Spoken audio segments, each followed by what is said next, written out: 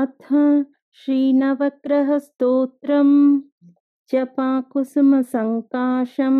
काश्यपेयं महाद्युतिं तमोरुं सर्वपापघ्नं प्रणतोऽस्मि दिवाकरं दधिशङ्खतुषाराभं क्षीरोदार्णवसम्भवं नमामि शशिनं सोमं शम्भोर्मुकुटभूषणं धरणीगर्भसम्भूतं विद्युत्कान्तिसमप्रभं कुमारं शक्तिहस्तं तं मङ्गलं प्रणमाम्यहं प्रियङ्गुकलिकाश्यामं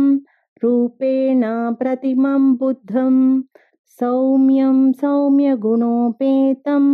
तं बुधं प्रणमाम्यहं देवानां च ऋषीणां च गुरुं काञ्चनसन्निभं बुद्धिभूतं त्रिलोकेशं तं नमामि बृहस्पतिं हिमकुन्दमृणालाभं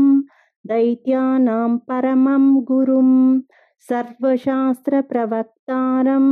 भार्गवं प्रणमाम्यहं नीलाञ्जनसमाभासं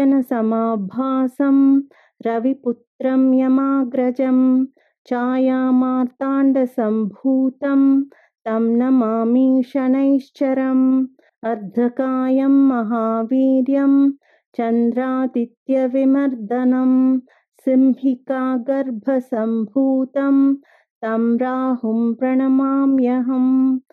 पलाशपुष्पसङ्काशं तारकाग्रहमस्तकं रौद्रं रौद्रात्मकं घोरं तं केतुं प्रणमाम्यहं फलश्रुति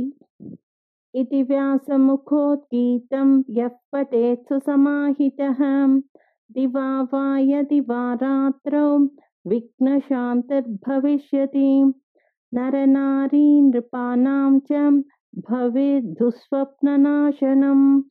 ऐश्वर्यमतुलं तेषाम् आरोग्यं पुष्टिवर्धनम् ग्रहनक्षत्रजाः पीडास्तस्कराग्नि समुद्भवा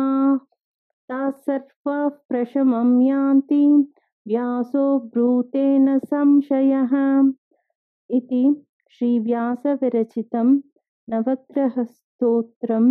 सम्पूर्णम्।